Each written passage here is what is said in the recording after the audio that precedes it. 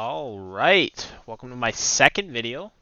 Disclaimer here is, again guys, these mobs, how these mobs act, react, what they drop, it could all be different from now until when TBC Classic comes out. So stay tuned as we explore Scryer Rep Farm. Yeah, this spot is really good if you can get this by yourself. So I usually choose to farm in the off hours. And again, if there's too many people here at this spot, I usually will just scratch it and decide to farm something else. These spots I'm showing you today are areas in Shadow Moon Valley that I personally will farm all the way to Exalted with Scryer.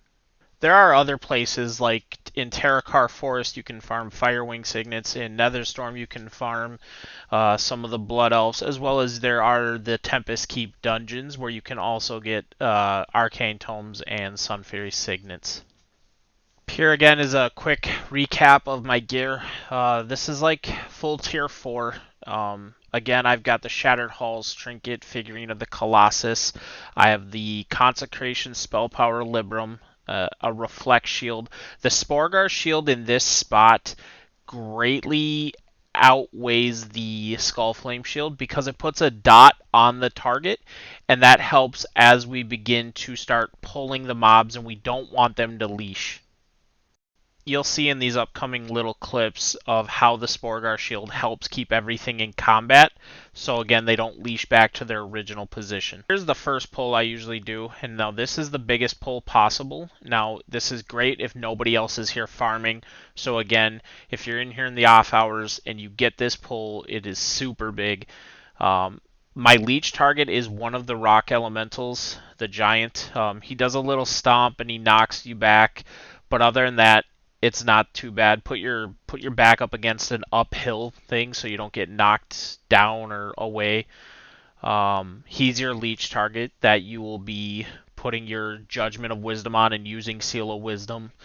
These mobs will cast a heal all the way to full health, but then over time it ticks their health down. So every mob will heal to full, and then they'll die pretty quick after. There are some Spellbinder mobs in here, depending on how they're scripted, could be problematic. They'll summon these little arcane elementals that'll hurt you more than the other mobs. But for the most part, these mobs actually don't hit too hard. The one thing to remember while farming on this ledge is the rock elementals are one thing, but when you're farming, there is a patrol quest guy. He is on a Hawk Strider. He is an elite. And he has like a little entourage of people following him on horses. He patrols up and down this all the time. Again, if it's scripted different, where he's only on the top part, great. Just be careful because he will kill you pretty easily. So, and this is the second pull. This is kind of going up the hill from where I just pulled. On the other pull, I went down and around the corner. This, I go from the exact opposite side and I come to the middle part of this hill. I end up laying handsing, I think, on this pull because these arcane elementals just spawned and I couldn't interrupt it.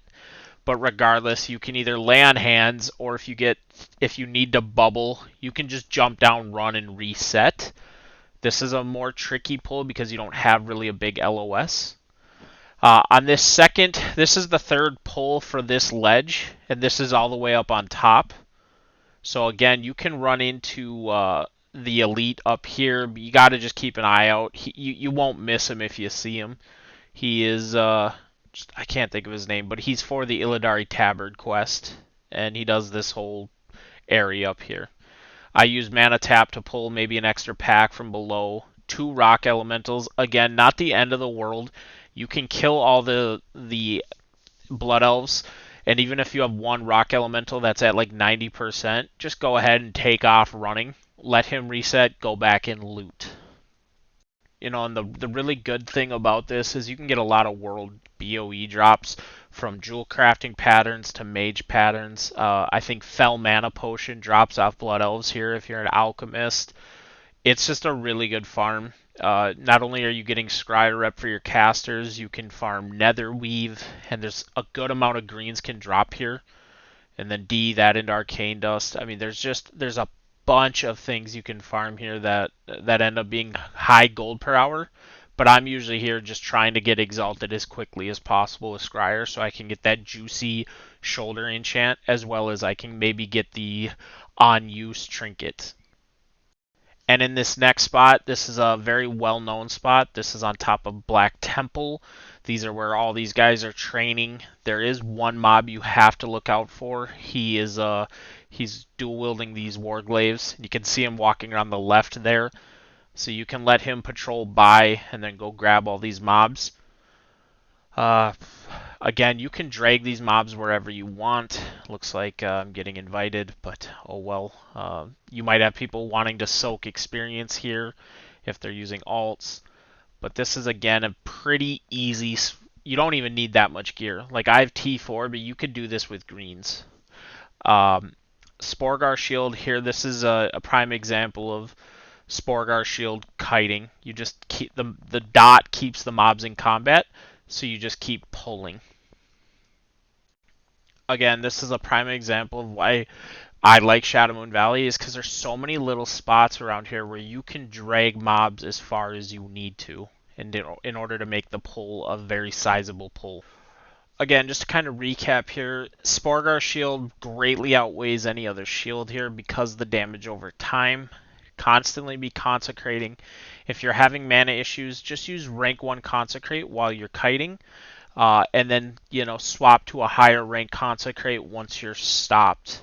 There are multiple areas in this farm where you can park a lower level if you're just going to be there for a few hours, and maybe even if you grind 4 to 5 bars worth of experience on a lower, between 60 and 70, level player, it is a great spot just to soak experience. Maybe toss an alt out there, and over time of farming, if this becomes one of your main farming spots for gold, you can eventually end up leveling, an alt all the way to 70.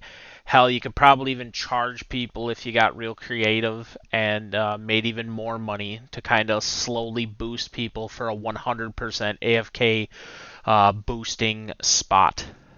Friendly to Exalted usually can take me anywheres between 4 to 6 hours of legit farming, depending on the drop rates and how fast I kill them, and if somebody's griefing me or whatever the situation may be. Just remember, this is out in the world, so you are susceptible to people griefing, flying, picking up mobs, dragging them over you. Your consecrate, they might aggro the elite. So just again, just be careful when you're doing these world farming spots because you're gonna have to deal with people.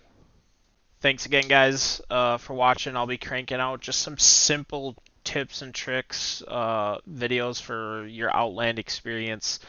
The gold making guides are coming, but I'm kind of waiting for beta, and I appreciate any input you guys throw in the comments. I'm getting a new microphone.